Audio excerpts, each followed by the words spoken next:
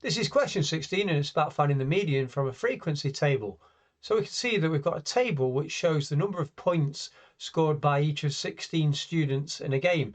So we can see that the students either scored 0 points, 1 point, 2 points, 3 points or 4 points. And the frequency tells us how many students scored those points. So we can see that one student only got 0 points, 3 students got 1 point, 5 students got 2 points, 4 students got 3 points, and 3 students got 4 points. And it says that Tina worked out the median of the number of points scored to be 5. And we've got to explain why it's not possible for the median to be 5. Well, the median is actually the middle number. So we can see that we either had scores of 0, 1, 2, 3, or 4. So 5 is definitely not in the middle of those scores. So we could actually say that 5 is greater than the greatest score scored. So it couldn't have been the median. So all I need to say is 5 is more than the largest number of points scored. I'm now going to explain in a bit more detail how you could find the median from this frequency table. But you could skip this section and just go on to section B, the next part of the question. So one way of explaining what the median is that it's the middle number. And I can show what that would be by just writing these in order. So I can see that I've got one student that scored 0. So I'm going to write 0 down. Then I can see that I've got 3 students that scored 1. So I could write down 1 3 times. Then I've got 5 who scored 2. So I could write down 2 5 times. Then I've got 4 that scored 3.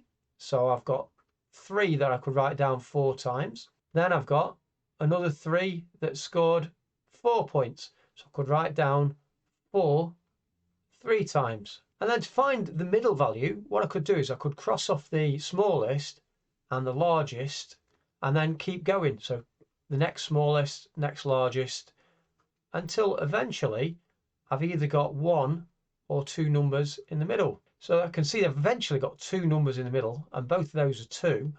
And if we have 2 numbers in the middle, then the median is actually the average of those 2. So in this case, the average of both 2 and 2 is just 2. So the median is 2. A quicker way of doing this, rather than writing out all the numbers, which could take quite a long time, is to realize that we've got 16 students. So if we divide that by 2, 16 divided by 2 gives me 8. And we know that the 8th value is where the middle student is. So we can see we've got the first student in this first group with 0 points. Then if we look at the next group, we've got 3 students. So that means if we added the 1 and the 3 together, we'd be up to 4 students. Then if we look at the next group, we've got 5 students. And if we add that onto the 4, we're now up to 9 students.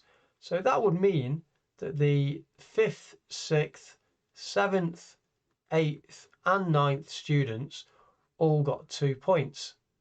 And so since we're looking for the 8th student, we know that the 8th student was in the group that got 2 points. So that's the median again using a different method.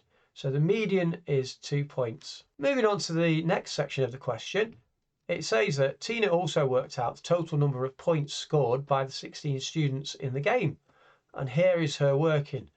So we can see she's done 0 times 1, 1 times 3, 2 times 5, 3 times 4, and 4 times 3. And she's worked out what each one of those came to here. So we can see that she said 0 times 1 is actually equal to 1. And in reality, if we times anything by 0, then the answer is 0. So what she should have said is that 0 times 1 equals 0. And I'm going to say not 1 as she found. And that's it. That's all we need to do to get the marks on this question. So I hope that's been helpful to you. And if it has, please give our video a thumbs up and also consider subscribing to our channel. Thanks for watching.